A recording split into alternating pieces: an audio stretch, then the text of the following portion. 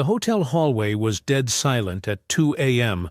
when Alex Morgan heard the crying.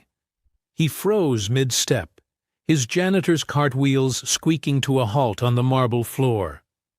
For 3 weeks, he'd been invisible here, a billionaire disguised as a cleaner, seeking something his penthouse could never give him. Truth, connection, reality.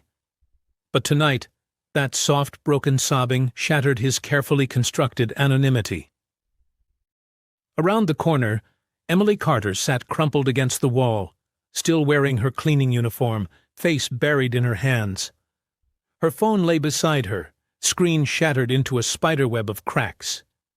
Through the broken glass, a notification glowed. Medical bill past due, $12,847. Alex's heart clenched. He should walk away, keep his distance, but something about her tears pulled him forward like gravity. "Hey," he said softly, crouching down beside her. "You okay?" Emily's head snapped up, mascara streaking her cheeks. She quickly wiped her face, forcing a smile that didn't reach her eyes. "I'm fine. Just a long night." Alex glanced at the broken phone, at the medical bill burning through the shattered screen. "That doesn't look fine." She grabbed the phone protectively, clutching it to her chest. "It's nothing, really. You should get back to work before Mr. Harrison catches us." Her voice cracked on the last word, betraying everything she was trying to hide. Alex sat down beside her anyway, his back against the cold wall. "Then we'll both get in trouble together." For the first time, Emily actually looked at him. Really looked. There was something different about this janitor, the way he held himself, the intelligence in his eyes, the expensive watch he'd forgotten to remove peeking out from under his uniform sleeve. "Why are you being nice to me?" she whispered. "You don't even know me." "Maybe that's exactly why," Alex replied. The words hung between them like a confession. Emily's walls cracked just slightly, and the truth came spilling out. "My mom has stage 3 cancer. I'm trying to pay for her treatment, but I'm a hotel cleaner making $14 an hour. The math doesn't work. It'll never work. I'm drowning and I don't know how to breathe anymore." Her voice broke completely on the last sentence, and fresh tears spilled down her cheeks. Alex felt something inside him shatter. All the walls he'd built around his heart, all the cynicism from years of being used for his money. All of it crumbled in the face of her raw, desperate honesty. "What's your name?" he asked quietly. Emily Carter." "I'm Alex." The lie of omission tasted bitter on his tongue, but he swallowed it. "Sometimes help comes from unexpected places, Emily." She laughed, a broken, hollow sound. "Not for people like me. We don't get miracles. We just survive." As she stood and walked away, shoulders hunched under the weight of her impossible work debt, Alex made a decision that would change both their lives forever. He pulled out his phone and called his assistant Sarah, watching Emily disappear around the corner. "I need you to pull an employee file," he said. "Emily Carter, and I need you to do something for me, something she can never know about." The next morning, Emily stumbled home on the first bus, exhaustion carved into every line of her face. The apartment was small, cramped, filled with the antiseptic smell of illness. Her mother lay in bed, skin pale as paper, but her smile was warm when Emily entered. "You're home early, sweetheart," her mother whispered. "I couldn't sleep." Emily kissed her forehead, fighting back tears. How much longer? The question haunted her every waking moment. How much longer do we have? Her younger brother Marcus sat at the kitchen table, textbooks spread around him, studying by lamplight. He was 16 and brilliant, with dreams of becoming an engineer, dreams that were slowly dying under the weight of their reality. Bills covered the counter like autumn leaves, all of them stamped red. Past due. Final notice. Disconnection warning. Emily had applied for every scholarship, every grant, every program she could find.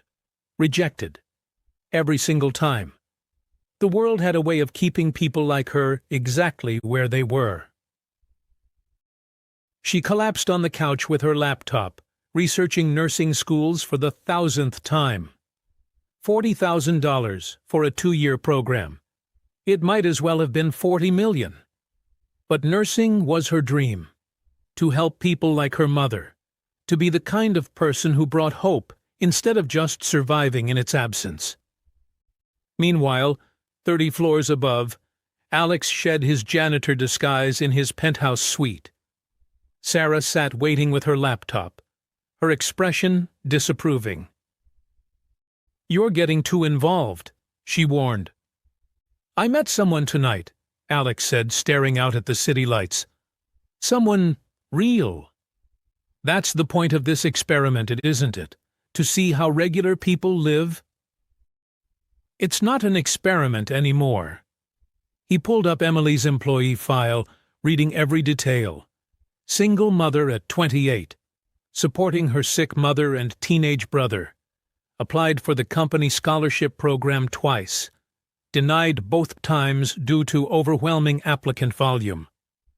His chest tightened with guilt. How many Emily Carters had his company overlooked? "What are you going to do?" Sarah asked. "Help her, but she can never know it's me." "Alex. She deserves better than what the system gave her. Better than what I gave her." Over the next several nights, Alex orchestrated chance encounters with Emily. He'd be cleaning near her section. They'd talk during breaks, and slowly, carefully, he learned her story. She wanted to be a nurse, because when her mother was diagnosed, the nurses were the only ones who treated her like a person, not a patient number. She had a brother who dreamed of building bridges. She loved coffee, but could never afford the expensive kind.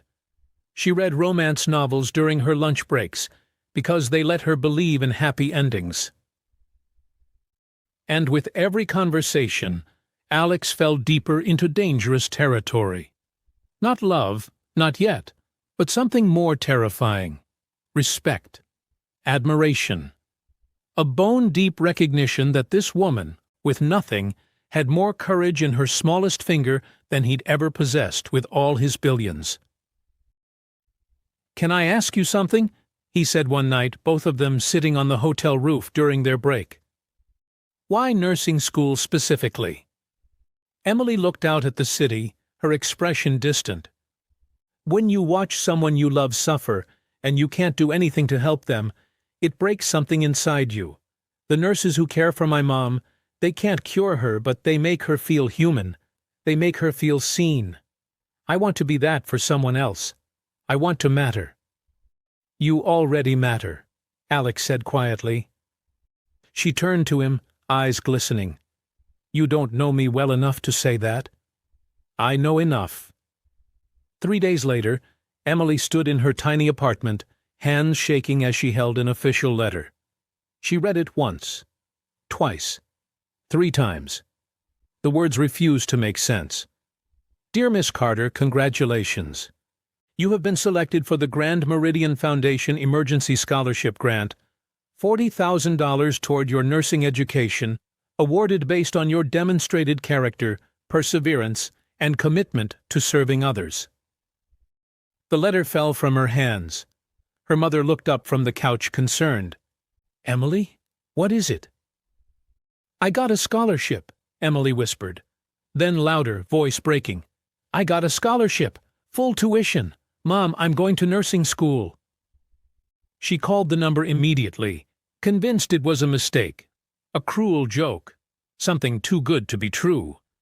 But it was real, impossibly, miraculously real. That night she found Alex cleaning windows on the 12th floor and ran to him, tears streaming down her face. "Alex, something incredible happened." He turned, playing innocent, his heart hammering. "Yeah?" "I got a scholarship, full tuition. I'm going to nursing school." She threw her arms around him, laughing and crying simultaneously. Maybe you were right. Maybe help does come from unexpected places. Alex hugged her back, breathing in the scent of industrial cleaner and cheap shampoo and hope. You deserve this, Emily. You deserve everything good. As she pulled away, glowing with possibility, Alex caught Sarah watching from down the hall, her expression knowing and worried. She'll figure it out eventually, Sarah said later. Maybe, Alex replied. But for now, let her believe in miracles. 6 weeks passed. Emily thrived, balancing nursing classes with part-time hotel work. She and Alex became genuine friends, sharing coffee in the break room, discussing her studies, laughing about difficult guests. Alex found himself looking forward to these moments more than any board meeting or business deal. Emily made him feel human again. But shadows gathered.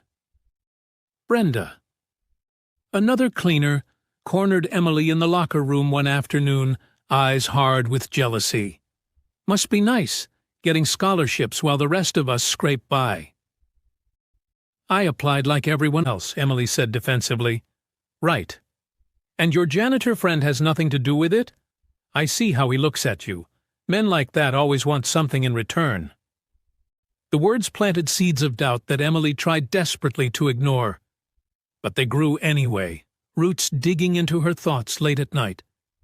Then disaster struck. Emily's mother had a severe reaction to chemotherapy. The hospital demanded $8,000 up front for the next round of treatment, or they'd stop administering it. Emily's scholarship covered education, not this. The ground opened beneath her feet all over again. She found Alex on the roof, needing his presence even though she couldn't explain why. I thought things were getting better, she said, voice hollow, but it's never enough. Every time I climb 1 inch, the world pushes me down a foot. What happened? She explained through tears, anger, and exhaustion. Alex listened, already calculating, already planning. What if I told you I know someone who might help? He offered carefully. No. The word came out sharp, fierce. No more charity. I'm drowning in debt I can't repay already. I won't owe anyone else pieces of myself. Emily, I need to figure this out myself. I have to. But the next morning, an anonymous donation of $10,000 appeared in her mother's hospital account. Emily stood at the billing desk, staring at the receipt, and she knew. Somehow, impossibly, she knew. She confronted Alex during his shift, backing him into the supply closet, eyes blazing. It was you, wasn't it? The scholarship. Now this. Alex's carefully constructed lies crumbled. I don't know what you're talking about. Don't lie to me, her voice cracked. Janitors don't have $10,000 lying around. Who are you? Really? Silence stretched between them, heavy with inevitability. Tell me the truth, she whispered. Please. Alex removed his glasses slowly. His posture shifted, shoulders straightening, the mask falling away completely. My name is Alexander Morgan. I own this hotel, and 12 others across the country. My net worth is approximately $3.7 billion. Emily staggered backward, hand flying to her mouth. You're that Alex Morgan? The billionaire who... She couldn't finish. The room spun. Yes. This whole time you've been lying to me? Playing dress-up while I poured my heart out to you like some pathetic charity case? Her voice rose with each word, hurt transforming into fury. It wasn't like that. Then what was it like? Some social experiment? Let's see how the poor people suffer? Was I entertaining enough for you? I wanted to understand. Alex stepped toward her desperate. Real struggle, real people. not the sanitized version my board presents in quarterly reports. And I was what? Your case study? Tears streamed down her face. I trusted you. I told you things I've never told anyone. And you were just… what? Taking notes? You are the most genuine person I've ever met. I don't want to be genuine. I want to be able to afford my mother's treatment. I want to not wake up every morning wondering which bill I'll ignore today. And you… She laughed bitterly. You could solve all of it with pocket change. That's exactly why I didn't tell you. Alex's voice broke. Would you have accepted my help if you knew? No. That's why I didn't tell you. Silence crashed between them. Emily's anger wavered, meeting something raw and honest in his eyes. For 3 years, Alex continued, voice shaking, I've been surrounded by people who only see my bank account, who fake laugh at my jokes, agree with everything I say, want something from me. And then I met you, crying in a hallway, broken phone, impossible odds, and you still had more light in you than anyone in my world. You made me remember why I started my company. To create opportunities. To help people. Not to sit in penthouses feeling sorry for myself. You should have told me, Emily whispered. I know. I need time. To process this. I understand. And Alex? Don't follow me. Don't send money. Just don't. She walked out, leaving Alex alone in the supply closet, surrounded by cleaning supplies and the ruins of his good intentions. 2 weeks of silence followed. Emily buried herself in school and work, avoiding the hotel, avoiding her phone, avoiding the thought of him. But everywhere she looked, she saw evidence of his care. Her bus pass mysteriously preloaded. Marcus's school supplies arriving as community donations. Her mother's treatment continuing seamlessly. Brenda found her at school one afternoon, expression softer than before. I heard about your billionaire friend, she said. Emily tensed. It's not what people think. I know. I wanted to say I was wrong about him. That man didn't have to spend weeks mopping floors and scrubbing toilets. But he did. For you. Brenda's eyes were kind now. Do you know how rare that is? To be truly seen? Emily's carefully constructed walls cracked. He lied to me. He saw you when no one else did, including himself. That counts for something. That night, Emily sat in her mother's hospital room, watching machines beep rhythmically. You've been sad, sweetheart, her mother said weakly. I met someone who helped us. But he wasn't who I thought he was. Was he cruel? No, the opposite. Her mother smiled. Then maybe you're angry because he saw you at your lowest, and he didn't look away. That's terrifying, being truly known. Emily started to cry, and her mother held her hand with fragile fingers. Let him explain, Emily. People who help when they have nothing to gain are rare. Don't throw that away because of pride. 6 months later, Emily stood in the Grand Meridian Hotel ballroom in a cap and gown, graduating top of her nursing class. Her mother sat in the audience, healthier now, chemotherapy complete, and in remission. Marcus beamed beside her. Friends from school cheered. But Alex wasn't there. After the ceremony, Emily found herself on the hotel roof, their spot, staring out at the city. She heard footsteps behind her and knew without turning who it was. Congratulations, Nurse Carter, Alex said quietly. She turned. He stood there in an expensive suit, no disguise, just himself. Vulnerable. Waiting. You came. I wouldn't miss it. I owe you an apology, Emily said. You were right. I was too proud to accept help. And I was angry because you saw me at my absolute lowest, and you didn't look away. That terrified me more than anything. You taught me something too. Alex stepped closer. That wealth without purpose is just numbers on a screen. You gave me purpose, Emily.